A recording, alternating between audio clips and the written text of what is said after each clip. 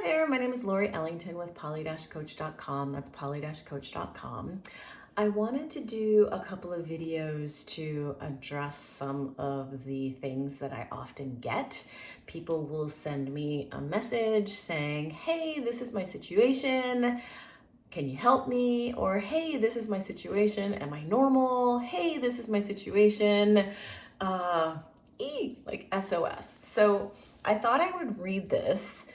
Maybe this is something that applies to you, but this is something that I get frequently. And I just wanted to read it and then talk a little bit about it. And obviously, for confidentiality, I'm not going to say the person's name, but it will speak to something that is very common and it might resonate with you. So it says, my partner and I were monogamous for years, and then my partner realized they are polyamorous. We discussed it and learned more about it for about 6 months, and then we officially opened. My partner is now in a committed relationship with someone else. I am trying to be okay with it and logically see the benefits of polyamory, but I am struggling with the feeling that my relationship with my partner isn't real anymore. In turn, I'm feeling disconnected from my relationship, depressed, and anxious. I am trying to navigate the situation and figure out if this is a lifestyle that I could manage, or if I should end things with my partner and just be monogamous with someone else. Please let me know what I can do. Again, I get similar inquiries all the time, and what I love about getting this inquiry is I have experience with just about everything that's written here. So when I work with someone like this, then I can tap into, oh wow, like what's it like to be monogamous? What's it like to open up a relationship? What's it like to have feelings around opening? What's it like to be okay cognitively with the opening and then like primally like totally not okay? And then what's it like to question, is this something I want to stay in? And also, what's it like to feel a disconnection to the person that you were once monogamous with? Like, all of these things presented here are normal, natural, and to be expected. So if you are experiencing anything that I just read, just take a deep breath and allow it to be okay. It's uncomfortable, but allow it to be okay. Your experience is valid. And then we can start looking at what we want to do with that experience, or what we want to do with those feelings, or what we want to do with the relationship, or what it is that I can help you get clarity on so that you can make whatever decision you need to make, or you and your partner could have whatever conversations you want to have together to start to feel a little more empowered in what happens next. So just first and foremost, normal, natural, to be expected. And that's something that I often bring to my sessions, is like I just start with normalizing it. Like they come to me, I'm like, yep, that makes sense. Yep, I've seen this before. Yep. It's alive, it's real. So if it's alive and real, that means we get to look at it. And I'm a big fan of looking at what's happening in the body first. This person is saying they're feeling depressed and anxious. That makes sense. You're gonna have some visceral feelings when there's any kind of change. Even for the person who is interested in exploring outside of their primary relationship in an ethical way, they're gonna also feel some feelings. So the feelings that come up in this lifestyle or in this relationship structure, very common. We have feelings all the time. So what's good to notice and good to sort of keep tabs of is feelings, emotions. They're a state of being. So what we are feeling, we often will put a story to it, or we often will create the worst case scenario. And just noticing that is a really good place to start. And when we start to notice these things, then we actually create more space in our nervous system and in space in life to be able to slow things down a little bit. So in this, like I said, I just kind of want to normalize, like, yeah, feelings, it's going to happen. Try not to freak out about it. If they get too intense, there's a number of things you can do. Obviously, you can book a session with me or with another third party. You can book a session with a counselor. You can journal it out. You can call a friend. Like, just know that you have so many options and resources to navigate through difficult conversations. And most people already know this. Sometimes when we're really emotional, we forget. Like, our emotions just kind of take any sort of like cognitive like to-dos, like anything out, anything that makes sense, like goes out the window because our body's having a primal response. So expect when we feel emotional to not necessarily feel like we have the capacity to know what to do. So first and foremost, notice if you're feeling triggered, notice if you're feeling the emotion, and write a list, maybe when you're not triggered, but like think about like what are 3 to 5 things that you can do to be in the moment with your emotion when you're feeling it. So one thing could be, I want to scream. Like, you can scream into a pillow. You can do like a silent scream over your hand. You can punch some pillows. There's so many different things that you can go underwater and scream underwater. No one will hear you. You can emotionally process by writing something down. You can call someone. So there's just lots of different ways to move energy. You can go for a run. You can go to the gym. Think that emotions are energy in motion, and when we do not express them, then they stay in our bodies and they stay stuck, and then we are like a pressure cooker and they will explode. Now, oftentimes we have the urgency of when we have a feeling, we automatically need to talk to that person, whether it's our partner or whoever that person is, that, or that situation that like created the feeling. We have to like give it. It's like having a hot potato. It's like we have a hot potato that's a feeling. It's like, oh, I need to give it to you. I need to share everything about what it is and that I'm feeling, and you need to know, and you need to know right now because it's alive in me. So if it's alive in me, then you need to be alive in it with me too, because I don't want to feel alone in this because you created it. Like, all of these things happen, and they happen really fast. So when you're starting to feel any kind of trigger, take a moment.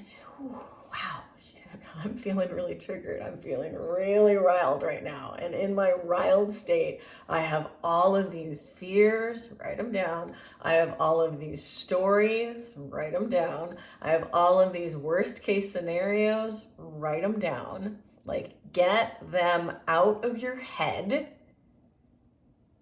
Get them out of your head, and then move some energy. Sometimes it's just a matter of shaking, like, ah, or something like that. Just like move it out. Now, it doesn't mean it's going to go away, right? But what it does mean is that your body will start to lose some of the charge, which then will give you more space to get back into that more adult perspective of how to have a certain kind of conversation. So then you're speaking from the awareness of having a feeling, and maybe having processed the feeling a little, or having processed the charge a little, then the feeling directly isn't speaking to your partner. For example, if I'm feeling really nervous or really anxious or really angry or really sad, and I'm just, you did all of this stuff. Like, I'm exaggerating, but like the emotion is speaking, right? Which is different than, woo, wow, I am aware that I am feeling a lot of activation in my body right now about opening up, or about you going on a date, or about you having another date with this person, or about the speed in which we're doing, or that we're open in general. Like, I'm starting to have that like unsettled feeling, and I'm not quite sure what to do about it. I'm sitting with it. I might need some support to help me navigate through the intensity of the feeling so that I actually can get some clarity about what I want and what I need and what's going to be best for me. And right now, I don't know what that is, but I know that I love you and I care about you and I care about us. And like, I don't know, like, are you able to hold space for me? Chances are they might not be able to, or they might be able to for a short period of time. And so then you just kind of want to be really mindful of that. You might want to have a backup of a friend or a coach or a counselor, somebody that can give you their undivided attention where you can just go, blah. And then, you know, you've talked to another human that has offered some perspective that you then can go to your partner and be like, yeah, like actually, like I'm feeling really activated about this. It doesn't feel good in my body. I'm not quite sure. Maybe it would be good if we both started unpacking some of these things, or maybe it would be good if we talk to somebody outside of us to get some perspective, or maybe it would be good for me to talk to somebody outside of me. And I'm not trying to plug like Polly Coach as this, like it could be me, great. If it's not me, anybody, but somebody that can actually help you, whoever is being activated, or help the couple or the unit get some clarity. Because oftentimes our emotions get, it's like wildfire, like the match goes, it's like, and then before we know it, so many things burn down and we get in trouble and we say things and we do things that we regret later. So first and foremost, when you have a feeling, take a moment and pause. You have options as to what you can do. Always know that you have options. Sure, one of the easiest options is to have that hot potato and just like throw it at somebody else. Another one is like, oh my God, I'm feeling that feeling again. I don't like it. It's really uncomfortable. What do I need to do? And a couple things I already shared. You can move the energy out through some form of emotional release, which could be screaming into a pillow, screaming into your hands. It could be pounding a pillow. It could be going into your car and turning on really loud music, driving on the highway and screaming whatever you want to scream. It could be talking to a friend, crying, emoting, like all the things. Like sometimes just doing that with yourself and God or whoever higher power you want to complain to can be really, really helpful. So start there. And then obviously, that's not always like the only thing that you're going to do, but sometimes that will give you some clarity. And then if you need like some support of like, wow, it's like, okay, I've done that and I need a perspective, like help. Well, obviously I'm available. Call me or text me or maybe send me an email because I didn't leave a phone number in this video. But yeah, like I'm here to support you. I'm here to support individuals and couples and all kinds of relationships. When they're going really well and you want a cheerleader, when they're like, what the heck is going on? I'm here. So Lori Ellington, poly-coach.com. That's poly-coach.com. Send me an email and I will continue to unpack this inquiry that I got in the next video. This one already is a little bit longer than I thought, but I always seem to start with, what's alive. So when I read this email that I received from somebody, what I notice first is like, oh, like there's activation, there's aliveness. And so when someone comes to me with this sort of SOS, I start with, okay, like let's normalize it. Let's give you some space to vent some of this out. Let's give you some space to emote some of this out. I got you. You have my you have my undivided attention. I'm on your team. I'm on your side. I'm also on anyone else's side that's in your circle. Like I'm not trying to break anybody up. I'm just here to support in any way I possibly can and help people feel less alone in their experience. And sometimes that's lending an ear, like, yep, I get it. Yep, I've been there. Yep.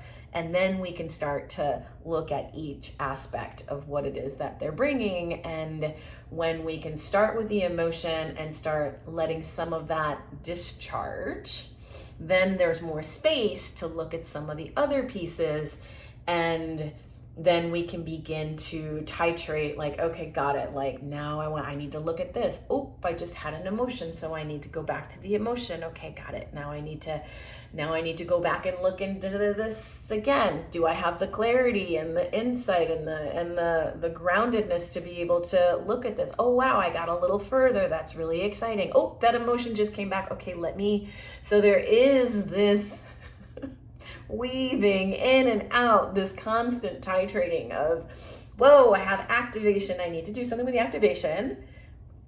And then it's like, oh, wow, I have clarity. Like, let me use the clarity for something good, you know? So yeah, as you can see, I can talk about this at length. This is what I do. Happy to support you in any way that I possibly can. Lori Ellington, poly-coach.com. That's Lori Ellington, poly-coach.com. Thanks so much for watching. Bye-bye.